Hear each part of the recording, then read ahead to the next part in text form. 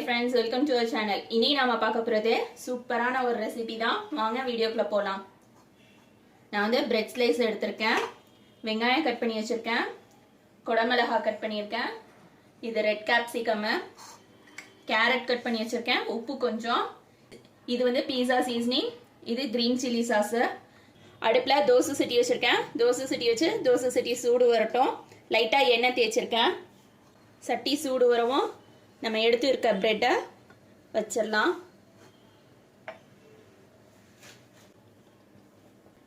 Bread மேலே கொஞ்சமாக எண்ணெய் போட்டுக்கிறேன். நீங்கள் வெண்ணெய் போடுறதுனால போட்டுக்கலாம்.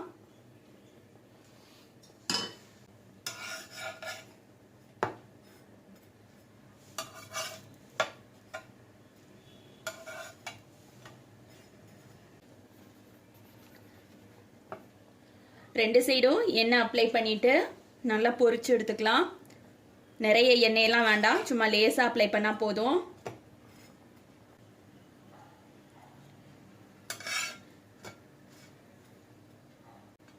ரெண்டு சைடும் நல்லா பொரிச்சு எடுத்துக்கலாம்.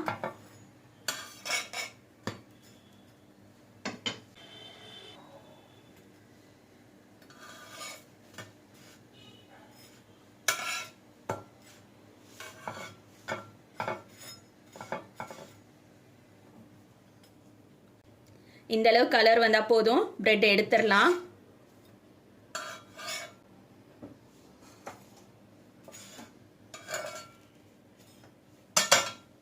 நாம டோஸ்ட் பண்ணி வச்சிருக்க பிரெட் ஸ்லைஸை இந்த மாதிரி அரேஞ்ச் பண்ணிட்டு சின்ன சின்ன பீஸா கட் பண்ணிக்கலாம்.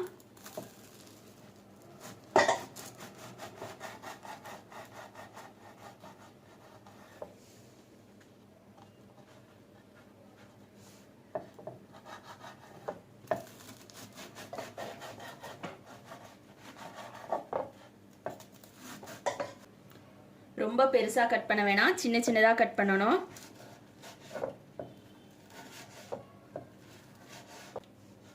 இந்த மாதிரி கட் பண்ணி ஒரு பவுல்ல மாத்திக்கலாம்.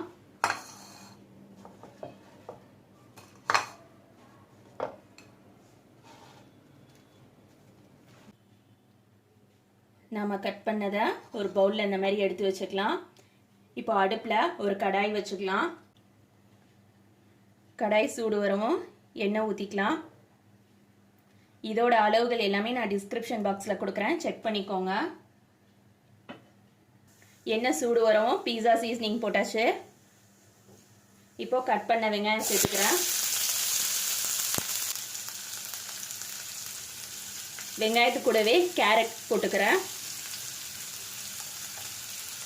உங்ககிட்ட கார்ன் பன்னீர் எதுவும் இருந்துச்சுன்னா ஆட் பண்ணிக்கோங்க.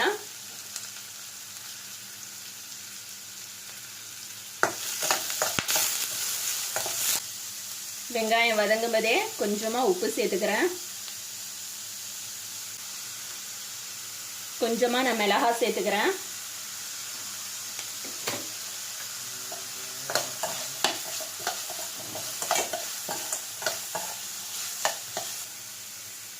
கிரீன் கேப்சிகம் சேர்த்துக்கிறேன்.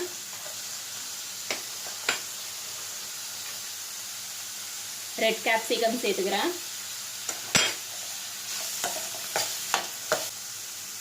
நான் வந்து பீஸா சாஸ் ஆட் பண்ணுறேன்.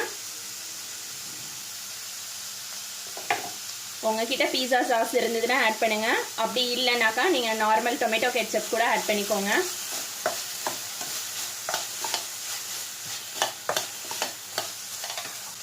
நான் கொஞ்சமாக மைனஸ் சேர்த்துக்கிறேன்.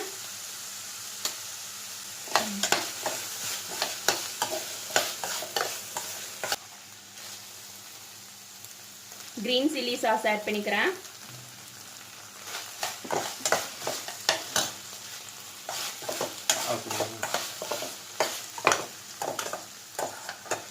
இப்போ இதுல நம்ம கட் பண்ணி வச்சிருக்க பிரெட் ஆட் பண்ணிக்கலாம்.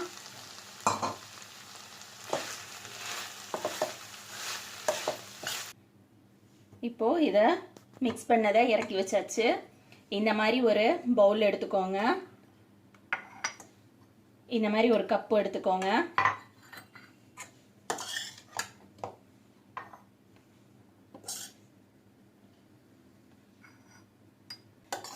கொஞ்சமா நம்ம ரெடி பண்ணி வச்சிருக்கத ஆட் பண்ணிக்கலாம்.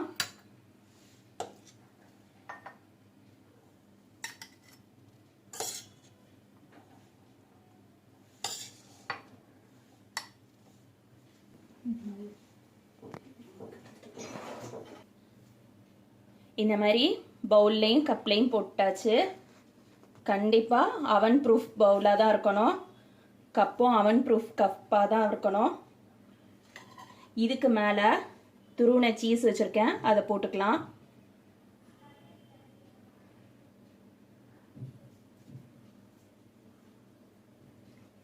இது வந்து பீஸா சீஸு.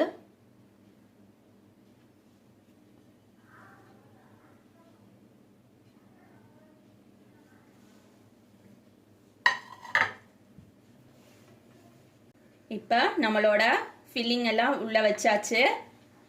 உங்ககிட்ட அவன் இருக்கு அப்படின்னாக்கா அவன்ல வச்சு எடுத்துக்கோங்க. சப்போஸ் உங்ககிட்ட அவன் இல்லை அப்படின்னாக்கா இந்த மாதிரி ஒரு கடாய் வச்சுட்டு கடாய் உள்ள ஸ்டாண்ட் வச்சிருங்க. ஸ்டாண்ட் வச்சுட்டு அது உள்ளுக்க நம்மளோட பவுலை பிளேஸ் பண்ணிடலாம். இது ப்ரீ ஹீட் பண்ணணும்னு அவசியம் இல்லை. ஏற்கனவே எல்லாமே நம்ம வந்து குக் பண்ணியிருக்கோம், ஹாஃப் குக்கில் இருக்கோம். சீஸ் மட்டும் தான் லைட்டாக மெல்ட் ஆகணும். இதுக்கு மேலே வந்து கொஞ்சமாக சீசனிங் பண்ணிக்கலாம்.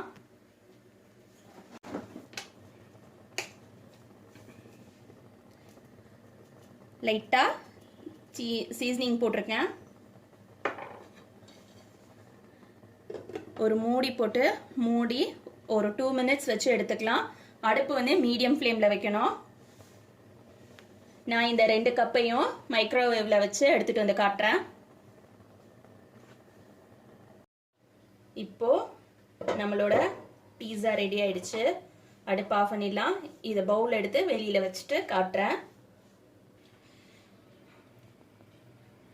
இப்போ நம்மளோட கப் பீஸா ரெடி ஆயிடுச்சு. ஸ்கூப் பண்ணி காட்டுறேன் பாருங்க எந்த அளவுக்கு வந்திருக்குன்னு சொல்லிட்டு.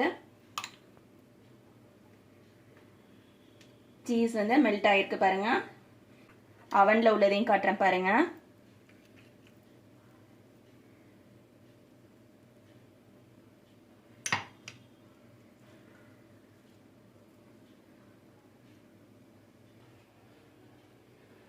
இதே மாதிரி நீங்களும் உங்க வீட்டில் செஞ்சு பாருங்க. மாவு செய்ய வேண்டிய தேவையில்லை, இல்லை பீஸா பேஸ் தேவையில்லை. பிரெட்டை வச்சே ஈஸியாக நம்ம வீட்டில் 5 minutesல செஞ்சிடலாம். பசங்களுக்குலாம் ரொம்ப பிடிக்கும் இந்த மாதிரி செஞ்சு கொடுத்தாக்கா. இதே மாதிரி நீங்களும் உங்க வீட்டில் செஞ்சு பாருங்க. தேங்க்ஸ் ஃபார் வாட்சிங்.